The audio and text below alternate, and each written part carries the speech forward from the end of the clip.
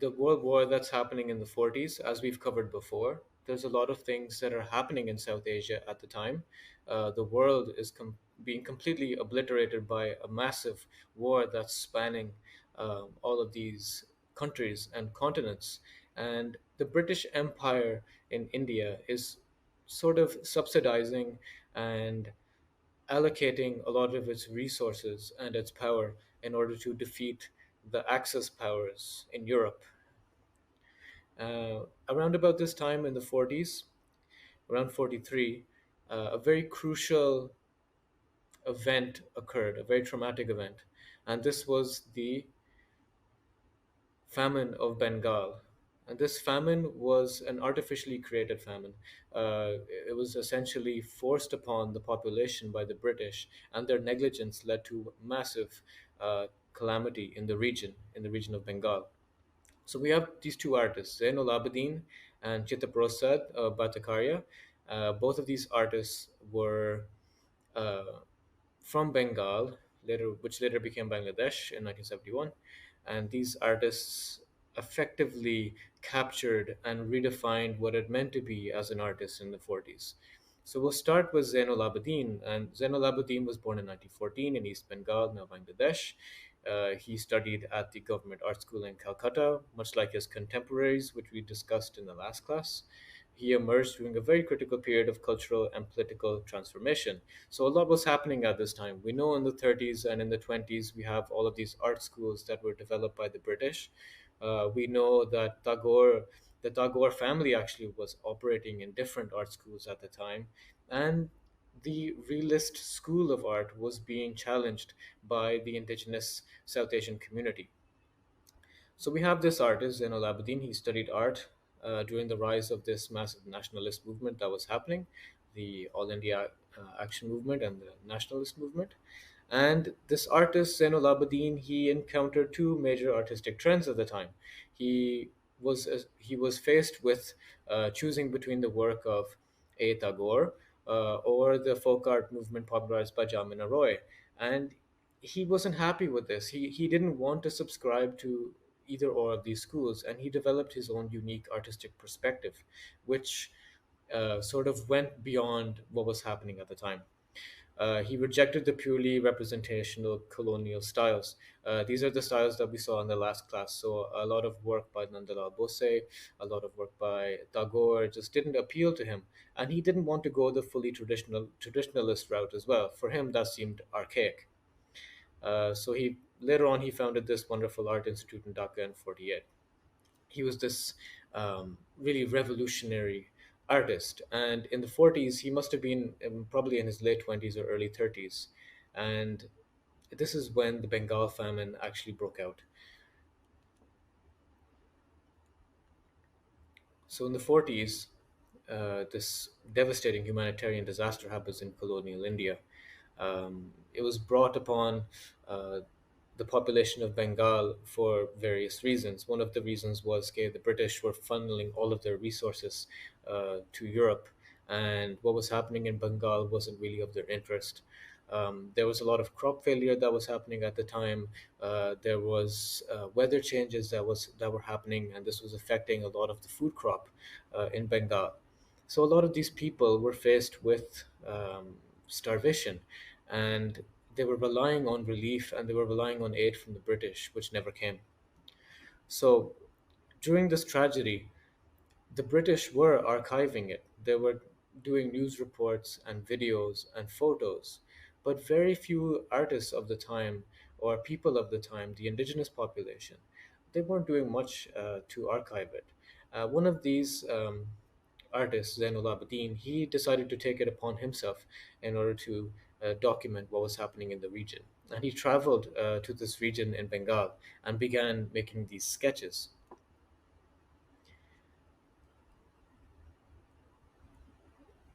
So we have these sketches by Zainul Abidin made in the 40s of what he's seeing. And these were some of the very first eyewitness accounts that were documented by a South Asian about the famine. And we have these emaciated figures that are just fighting for their lives. Zainul Abidin takes it upon himself in order to capture this because for him, these are his own people. They're being starved by the British colonial powers. So we have these scenes of despair and desolation, and he makes these sketches on parchment paper. So this is very cheap paper that he's found, scraps of paper, and the ink is actually ink that he's made himself. So he's taking charcoal and he's mixing it with different binding agents in order to make this ink, and he's making these sketches on site. Um, of what's happening around him. Of course, he's completely helpless in these situations. And we have this first-hand eyewitness account of what the British essentially imposed on a massive population of people. In his work, you can see this amazing use of line and of uh, weight. You can see how the weight of the line is used to shape the objects and show the scene. It's very photographic in nature. Some of these almost look like prints, but these are actually works of ink on paper. For Zainul Abedin, capturing the raw um, scene of of the horror that's in front of him essentially was of utmost importance. And you can see in his work he uses these metaphors of crows quite a bit, these crows picking for scraps. We know that some of these crows weren't actually in the situation themselves, because some of these crows were added later. He actually has studies of these crows. For him, these crows might be used as a motif, perhaps portraying, the lack of food or desolation or fear. And some people even speculate that these crows were symbols of perhaps the British colonial powers mocking or looming over the Bengal population. But this is unconfirmed.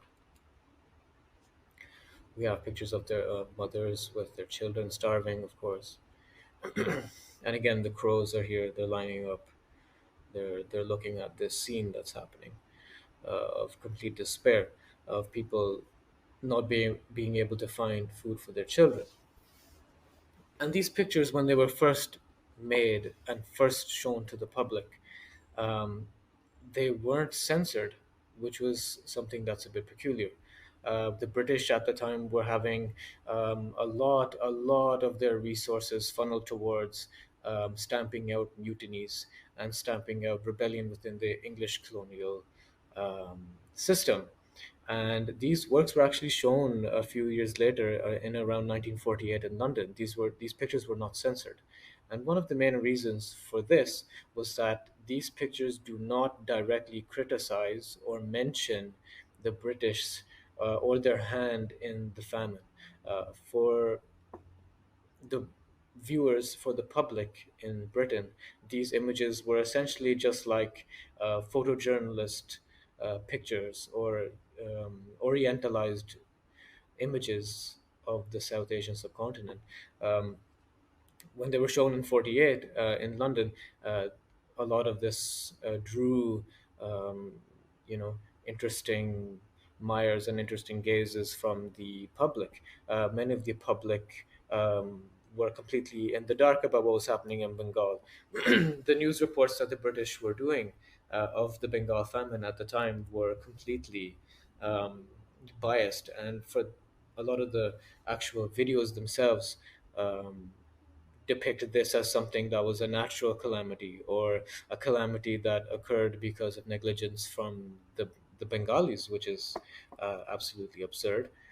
Um, you know, and again, it's interesting to see this critique and analyze these images, and obviously, one, be very upset about what happened, but also be upset that the artist was not in a position where he could actually um, talk or push his side of the story. He can only show through picture. Zainul Abidin wasn't an artist that was openly political about his views until maybe the late 1950s or 60s, when the Bengali revolutionary movement was starting to sprout in East Pakistan, now Bangladesh. While this is happening, other artists are also moving to areas of Bengal in order to see firsthand what was happening. And one of these artists, a self taught artist, a man by the name of Chitraprasad Brahmakaya. He also went to this region. Um, Chitraprasad was actually a staunch communist, and he was part of the Communist Party of India. He dedicated to documenting social injustice through art, and he was very much inspired by a lot of the South American communist painters like Diego Rivera, for instance. He was very interested in social realism, and he taught himself how to paint and draw. So he specialized in creating these powerful narratives of human suffering in order to showcase the suffering and also showcase who was responsible for the suffering. So he traveled by bus, and on foot to these areas of Bengal, and he saw these famine-struck regions and decided to document these. And he made a portfolio of these wonderful black and white sketches, which were later published as a book by the name of Hungry Bengal. He wrote detailed notes about each subject and what had happened. He even talked to the people that were suffering and wrote down their plight. As a result of this, his work was censored by the British, who viewed it as being anti British or anti colonial. And we're going to do a quick analysis of these works, and we're also going to compare his work to the work of Zainul Abidin and how the artist is essentially responsible for the way in which his work is portrayed through the lens of politics, and how powerful his work can be.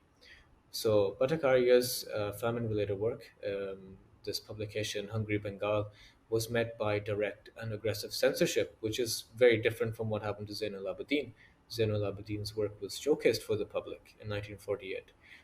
It was essentially a spectacle to see these works. But Chitta Prasad's work was censored. Why was that? So we're going to look at the images and see what's happening. So he travels to these regions and he meets these people. He's actually talking to these people, and he realizes the the weight and the brevity of this calamity that's occurred, and he begins to document all of this. And these drawings you can see are very, very intimate. It's as if we are standing right next to this person who's wasting away. This person probably hasn't had food for many, many, many months and is on his last breaths. And these images are being captured by Chitta Prasad. We have images of children standing in the street, and they have kwashiorkor from not having enough protein in their diets. They're heading towards failure. They're essentially failing to thrive, and he captures all of this.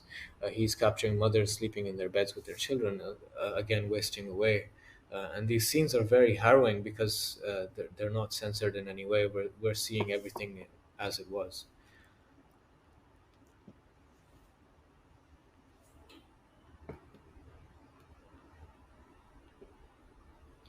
If we look at these images, we can see a direct um, contrast between these works and the works of Zainul Abidin. Chitta Prasad was upfront and up close to these people. He was in almost like touching distance to the people that he was documenting. Whereas through the lens of Zainul Abidin, it's almost as if we're seeing it through a camera, or if we're seeing it as a bystander. We feel very helpless. We feel as if we're almost like a voyeur on the scene.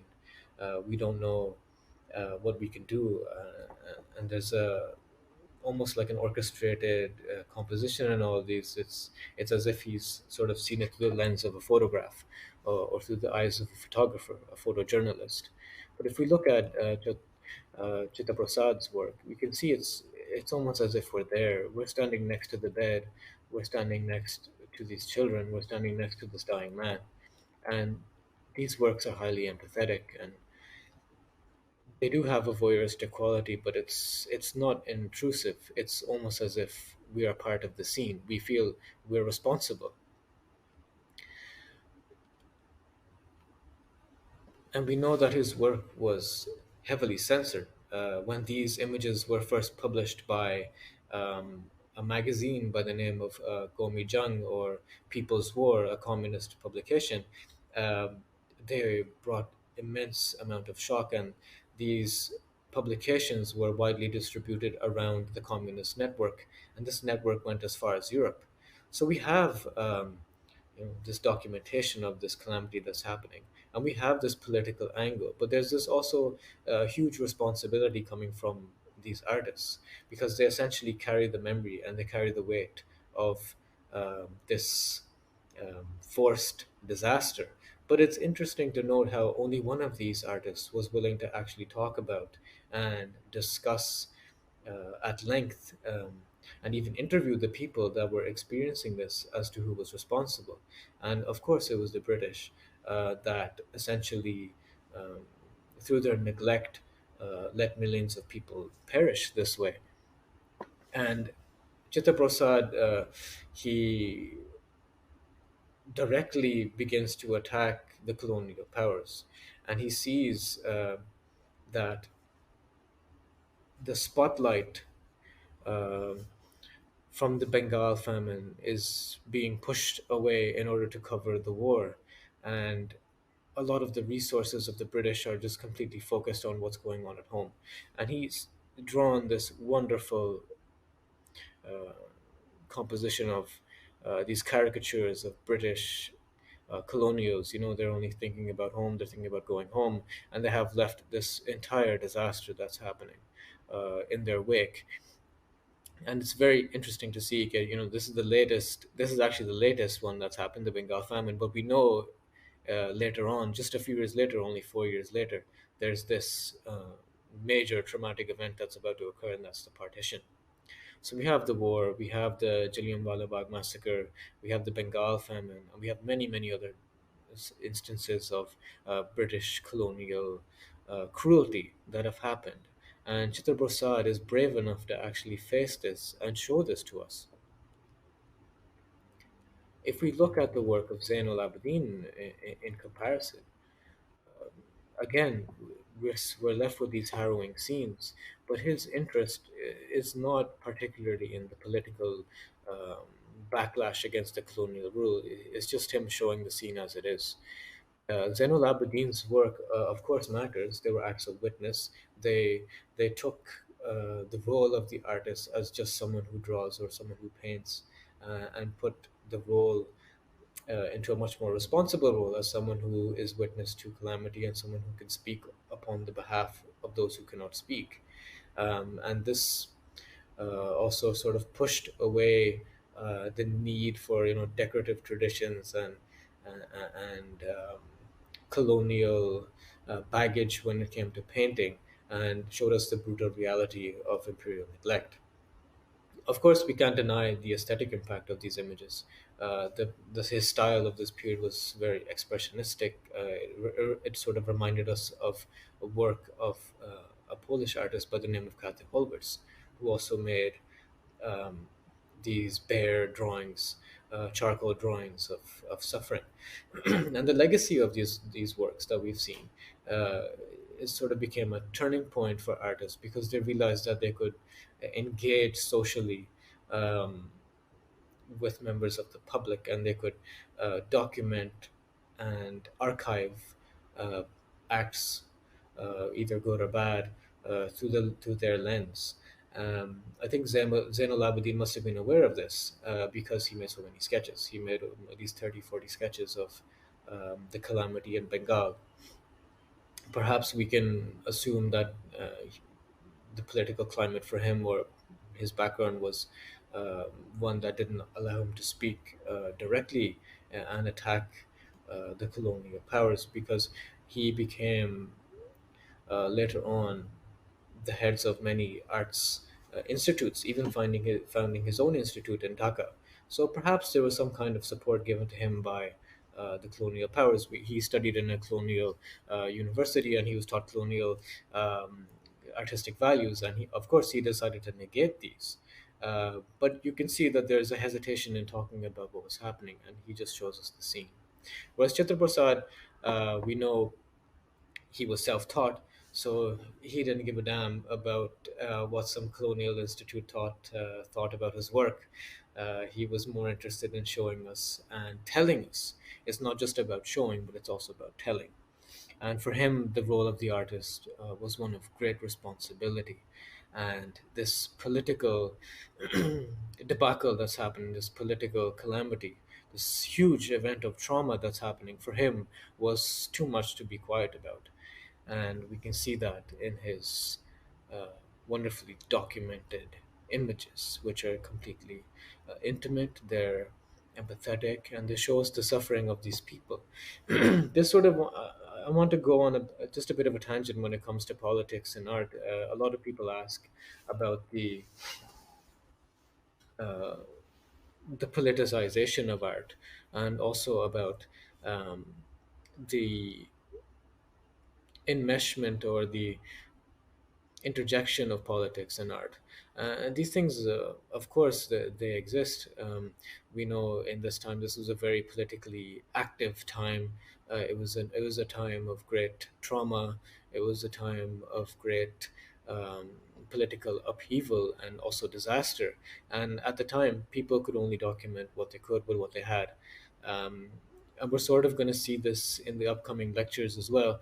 The fourth lecture, about how the world of politics began to interject and intermingle with South Asian art.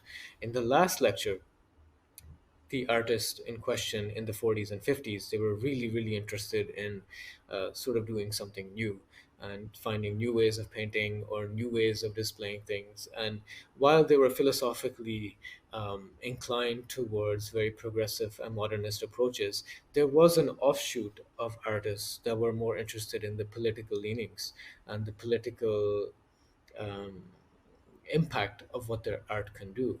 And I think in the next lecture, I would really like to discuss this and see through the lens of an artist what's capable politically.